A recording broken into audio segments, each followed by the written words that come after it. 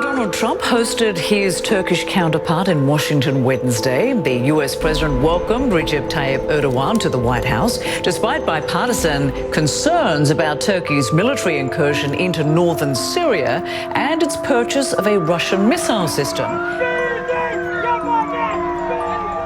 11 people injured, 2 seriously. Security men guarding Turkey's President Erdogan, kicking and pummeling protesters outside the Turkish embassy Tuesday. The attacks only hours after President Trump rolled out the red carpet for Turkey's strongman.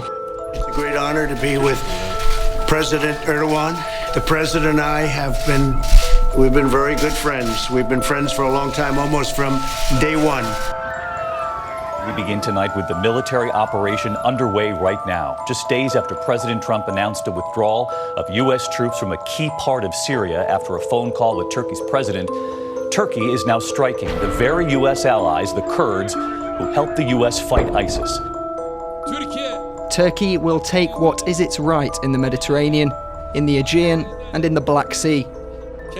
We will never compromise on what belongs to us. Whenever a top official from Turkey makes a statement, it's a statement that involves talk of war. War in Syria, war in the Middle East, war in the Euphrates region, war in the West, war in the East, war in the Aegean. The Kurds reporting multiple civilian targets have been struck. Officials now warning of a humanitarian disaster. I'm a big fan of the president. You're doing a fantastic job for the people of Turkey. On August 10th, Turkey sent the Oruç race to the Aegean Sea to search for energy deposits. Escorted by Turkish naval ships, the seismic research vessel was deployed south of the Greek island of Castellorizo. The reaction was immediate. Supported by European allies France, Italy, and Cyprus, Athens put its army on alert and sent its navy and air force to the area. Is Turkey a reliable partner? I know they're a NATO ally. Are they a reliable partner? Well, I have a little conflict of interest because I have a major building in Istanbul, and it's a tremendously successful job. It's called Trump Towers, 2 towers instead of 1. Not the usual 1, it's 2. And I've gotten to know Turkey very well. President Erdogan is basically saying to the West, now the borders are open and you are going to be forced to take on your share of the refugee burden. He is using these refugees as leverage against Europe. You do see them being encouraged into certain directions to go and try and get across at this part of the border fence or to try this part of the river. ISIS fighters escape and pose a threat elsewhere. Well, they're going to be escaping to Europe. That's where they want to go. They want to go back to their homes.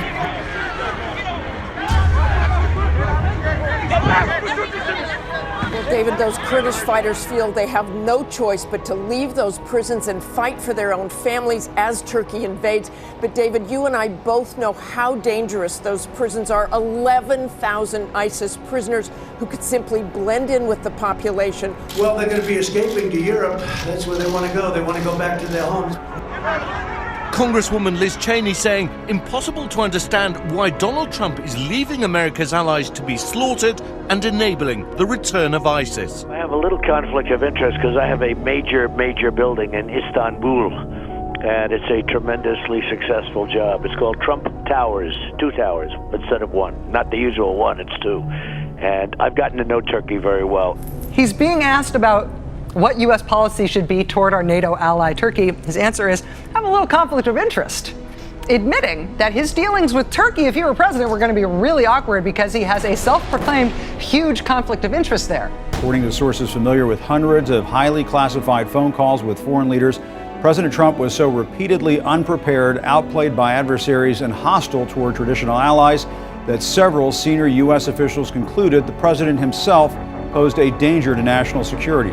And several sources noted he often pursued goals aligned with his own agenda rather than the national interest.